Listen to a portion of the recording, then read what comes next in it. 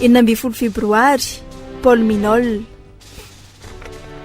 mpitandrina frantsay missionnaire maty maritiora teto Madagasikara i Paul Minol. Ny taona 1959 no naterahany tany Paris. Nianatra sy niofana ho mpanao raharaham-barotra no nataony tamin'ny voalohany. Noho ny antsony tompo dia niditra nianatra ho mpitandrina tao amin'ny faculté de théologie tao Paris.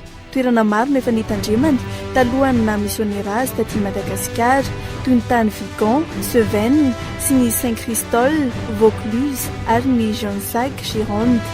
Rehefa tonga tany Frantsa ny mpitandrina Loka izay missionnaire taty Madagasikara dia isan'ireo nanolotena ho missionnaire aty i Paul Minol.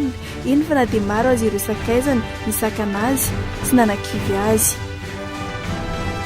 Tamin'ny 20 Martsa 7 no niondrana an-tsambo tao Marseille nankaty Madagasikara i Paul Minol. Anisan'ireo toerana ho tsidiny niaraka tamin'ny Benjamin Isconde ny faritra Vakinankaratra. Ny alatsinainy 17 May no nialan'izy ireo tao Antananarivo mba ho an'ny Betafo. Teny an-dalana nefa dia nifanena tamin'ireo mena lamba tao Ambatondradamy izy ireo ka novonoiny ny 20 May. Nanaitra mafy ny protestanta rehetra ka nitarika azy ireo ho tian'ny Madagasikara. Nampitondraina ny anarany moa i Collège Paul Minol tao Antananarivo izay nanana ny lazany sy namoaka olomanga sy manampahaizana maro.